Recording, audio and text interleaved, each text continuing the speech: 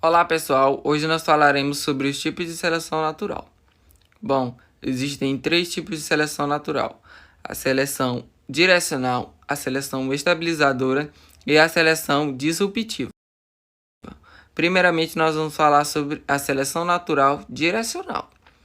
Ela se caracteriza onde um fenótipo extremo é mais apto do que todos os outros fenótipos, ou seja, uma característica extrema de um indivíduo ela se sobressai diante de todas as outras características desse indivíduo.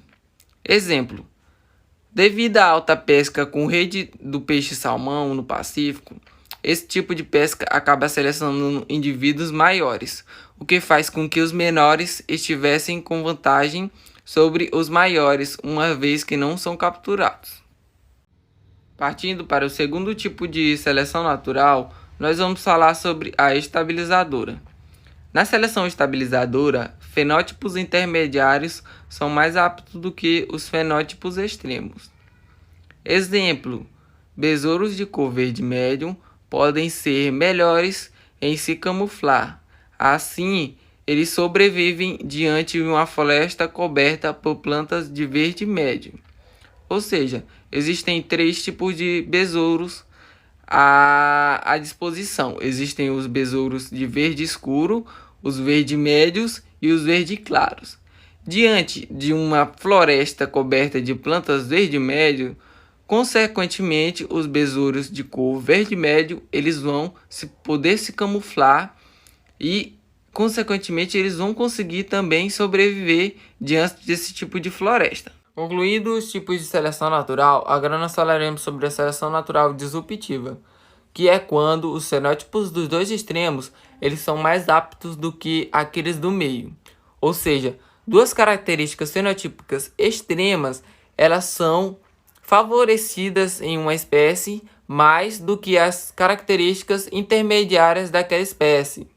Ou seja, é o que ocorre com os tentrilhões africanos, que são umas aves. Nessa população, há indivíduos com bico pequeno, que se alimentam de sementes macias, e indivíduos com bicos grandes, especializados em sementes duras. Aves com bico intermediário tendem a ser menos eficientes para manipular tanto as sementes pequenas quanto as grandes. Bom, hoje nós vamos falar sobre especiação. Vamos começar primeiro com a definição. O que seria especiação? Especiação é o nome dado a um processo evolutivo pelo qual são formadas duas ou mais espécies a partir de um ancestral comum entre elas. Resumindo, a definição de especiação seria a formação de novas espécies. O próximo tópico é microevolução. Mas o que significa microevolução? Micro significa pequena, evolução significa mudança. Então, significa que é pequenas mudanças evolutivas dentro de uma espécie. O próximo tópico é macroevolução. O que seria macroevolução? Macro significa grande, evolução, mudanças. Então, seria grandes mudanças evolutivas que originam novas espécies. Agora, nós vamos para os tipos de especiação. O primeiro tipo de especiação é a alopátrica. A alopátrica é uma especiação que ocorre em uma população dividida em subpopulações isoladas e interrompendo ou diminuindo o fluxo genético.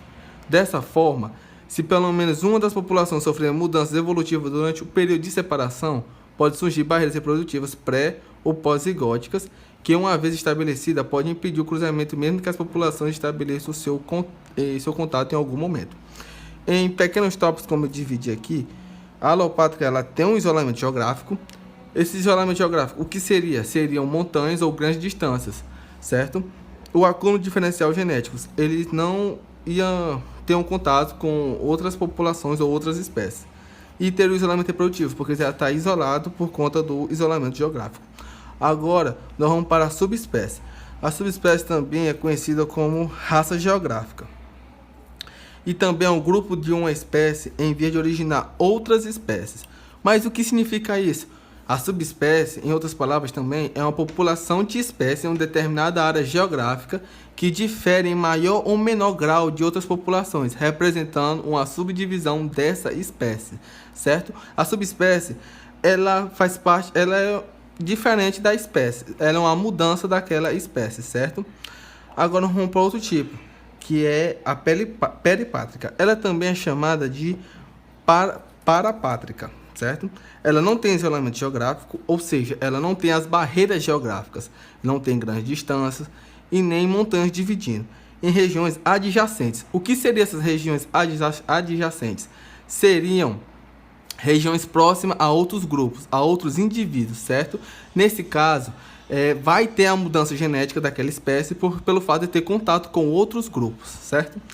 A próxima seria a simpátrica.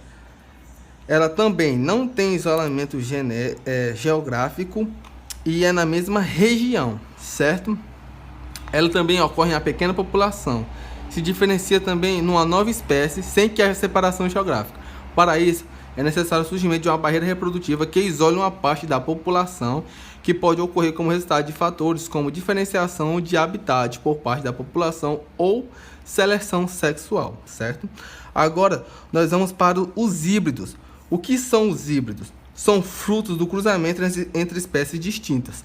Um exemplo bem claro de híbrido seria a mula, que é o cruzamento do jumento com uma égua. Eles também são estéreis. O que significa estéril? Significa que ele não é fértil, ele não consegue reproduzir, não consegue passar seu gene adiante, certo?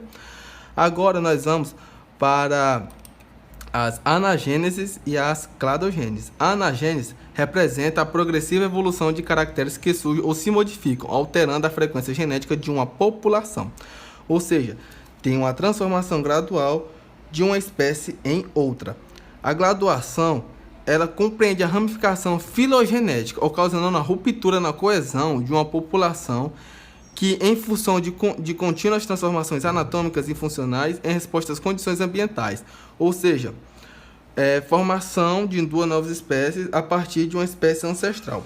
Um exemplo bem claro seria os gorilas dos humanos. Em algum ponto da genética, os humanos e os gorilas tiveram um ancestral próximo, que dividiam em gorilas e humanos.